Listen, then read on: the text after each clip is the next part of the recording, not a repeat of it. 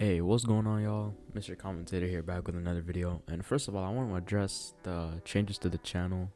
You might notice that the name has changed from Mr. Commentator to Kamaras with a new channel logo and everything. And this is just a little step in the right direction for me.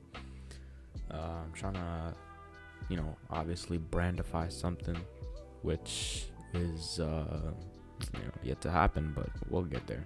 I just wanted to address that. Nothing weird going on. But today I want to talk about the headline that I've seen all over Snapchat, which is education beats poverty. I don't know, some like Snap News page was reporting it, and I just saw it and I thought it would be something interesting to commentate about. And disclaimer, I didn't watch it, so I don't hold any opinions from that. This is just my own personal opinion on the topic. So without further ado, I guess we can get started. Okay, I want to start off by looking at it like this. All right. If a group of people are in poverty, I'm going to assume that they have no value, regarding literally anything. I'm going to assume they have no valuable, tangible or intangible items that a person from outside poverty could, use them to help out of poverty, or the people itself in poverty can't use to get out of poverty. And one of the main ways to gain value, whether it be tangible or intangible, is through education, is through learning something, anything. And this is where the tough part comes in, because a lot of people decide to go study something useless, but everyone has their own purpose in life. I'm not here to sham on like certain majors, so yeah. But that's literally the basis for it. I think if you study the right thing and you can put it to good use, then you will gain value, which is when something has value, and when something gains value, it only goes up. If Tesla has a lot of value in it, like I'm just throwing it out broadly, then people are going to continue to buy Tesla shares, and which will make the price go up, and it will make it break out of its trading range of like $100, and then it might skyrocket to 400. So that's how I think about it. And now I kind of want to dive deep into it, because one time I was watching this Dr. Umar clip on TikTok, and I shouldn't be saying this, but I'm just saying what he said. He said a lot of African Americans tend to buy a lot of branded stuff like Mercedes, the brand, like, the designer stuff, because I think it adds value, because they want to be valued. But the truth is, if all of your value is material items, if all I had were Lamborghinis, then the people that surround me, because people are attracted to something that has value, and if all I have are material valuable items, then they're only going to be after those items. They're not going to be after me, which is ultimately the goal of everyone. It's to have people depend upon you. This might sound a little off, but for a little control here and there. But yeah, and I'd have to go back to that clip to know what he said, but that's what he said as a summary. And I think watching that clip really like struck me, because I'm not a valuable person. I don't hold anything valuable, and that had to be one of the factors in my decision to pursue a passion in personal finance, because when I look at a lot of my friends, they do not know anything about personal finance. Yeah, they know something about saving money and budgeting, but they don't know how to grow their money. They only know how to work for it, exchange time for money. And ultimately, time is related to money. So you're going to have to work for it regardless. But it's just a matter of working easier for money and making money while time goes on, without having to necessarily work for it. And I think spreads are a great way to do that, especially credit spreads. That is just one method of semi-active passive income that works with time And this week has been an interesting week for me, so y'all definitely stay tuned for this week's recap, because I'm gonna dive a lot into psychology, because some things were not supposed to happen this week that happened. But back to the topic at hand, value in education. It suggests that education is a powerful tool for combating poverty and improving socioeconomic conditions. And I mean, it's a supported viewpoint. Like, I've seen the research and I've seen the empirical evidence for it. It has the potential to break the cycle of poverty by, equipping individuals with knowledge, skills, and opportunities that other people find useful and that other people are willing to pay someone to do. It's literally, I don't even know why they were discussing this. It's just so obvious. And it's like running a YouTube channel. If I teach you how to make millions of dollars, which I don't, but if I were to teach you how to make millions of dollars without working a 9 to 5, that provides a lot of value to the people that don't want to work a 9 to 5 but still want to make money. So people watch because I provide them with value. And it literally doesn't get any more simpler than that. I don't know what I'm trying to prolong this thing for. I at least want to talk for like a few more minutes. And like, it just helps people acquire knowledge about everything. You could go study health sciences. Tomorrow you become a doctor and then you provide value to all your patients. Or you become the #1 finance student at Harvard and then you go work at Goldman Sachs. It's really that easy. All right. Like, I'm gonna use a personal example from my life. Like, we came from India. It's a pretty agricultural country. So everyone up until my grandparents, they all worked in farming and it was nice. Yeah. And then my mom, she got her computer science degree. So now she has so much more value than literally every single family member in our lineage combined, because the times needed people with computer science degrees. And because she had all of that intangible value binded within her, she was able to take our family, literally sprung us so far ahead of the game, so far ahead of the competition, which is why there's such a demand for computer science.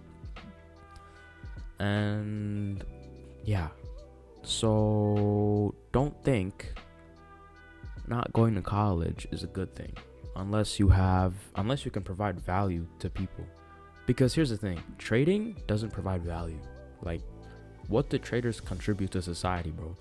We just hit buy and sell, we type out some numbers, we do some modeling, and that's it. We do not provide value. No one benefits from us trading other than ourselves. Which is why you see me running this YouTube channel, because I think you guys would find value from some stuff that I'd have to say.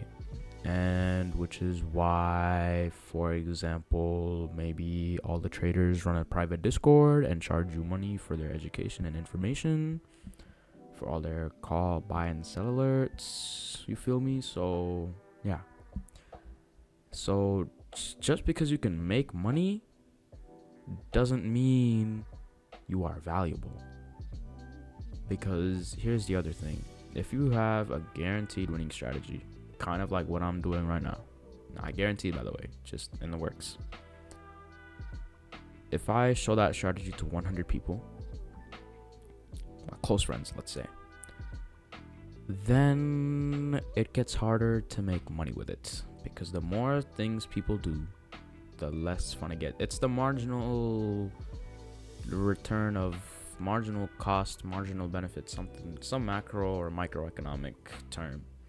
The more something is done, the less you get from it, and the more you use something, the more it's gonna get worn out, the less effective it's gonna be in the long run.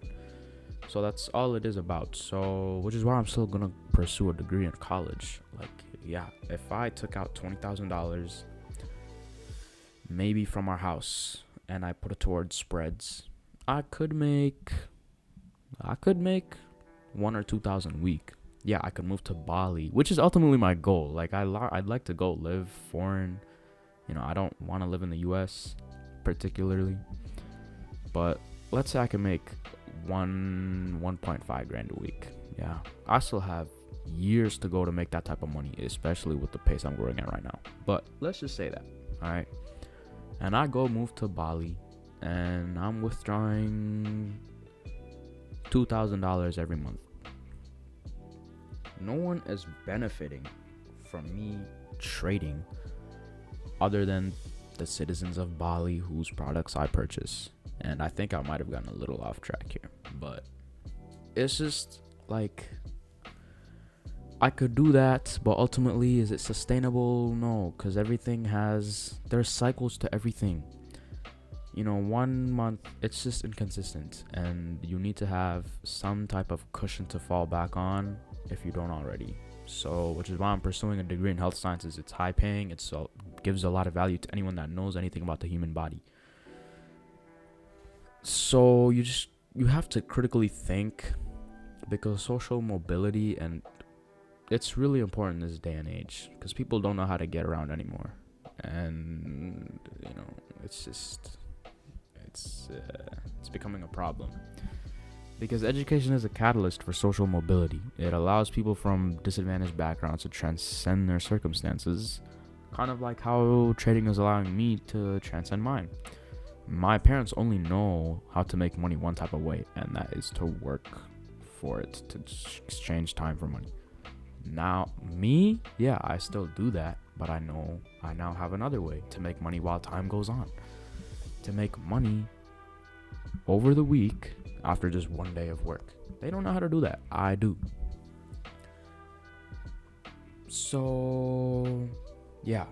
And ultimately, it's about equality, right? People always preach equality, especially minority backgrounds, but they're not willing to they want everything to tone down for them, rather than for them to turn things up a little bit and get on the same level as everyone else.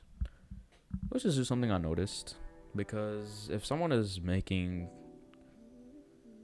my friend, for example, is making $10 an hour, and I was, when I was still employed, making $22 an hour. Now, that is not equal, and neither was our fair share of work. But if he wanted to, he always complained about how he was getting slaved at his work. Not that it was particularly hard, but $10 an hour, come on, you work 10 hours a week and you get $100 bill. Let's keep it for real. He always complained about how he wasn't getting paid enough, right? And here's the thing, he has two options: to keep working that job, to not work that job. Maybe he has three, or to get another job that pays more. He could have just come work with me, but he chose not to, and ultimately that was his decision. Because the people that are doing well aren't going to do worse just so you feel better. It's up to you. And when I realized that, I really started to turn down, the things I do that are meaningless. I mean, yeah, memories are important, friendships are important, but ultimately only you have yourself. So dedicate your time and commitment to learning something that provides you and others around you with value. For example, health sciences, or even accounting. If your family members run a business and they don't have a professional accountant, and you go study accounting, you could go help your family members, and they are sure to thank you in some way for that professional work. So yeah, but it is important to note that education alone, it's not sufficient to eradicate poverty. That's so extreme. It's always going to exist. There's always going to be some gatekeeping to education, whether it be in United States, Canada, India, China, Japan, maybe not Japan, Europe, Russia, it's complemented by social policies, which we somewhat have control over. Access to basic services like, education, like I just said. But yeah, stuff like poverty, inequality, it's always going to exist. So it's just I find it meaningless to always combat it, especially with the way we're doing it. Like, it's always online and stuff. So it's just, yeah, don't waste your time fighting something you can't kill. Do waste your time, or spend your time learning something that can help you in the future. So yeah, a little bit disorganized, but I think you guys got the message. Matter of fact, anyone that watched this for like the first 5 minutes should have gotten the message already. So yeah, I hope. Yeah, I'm gonna just. Yeah, that's all I have to say. I'll catch you guys later.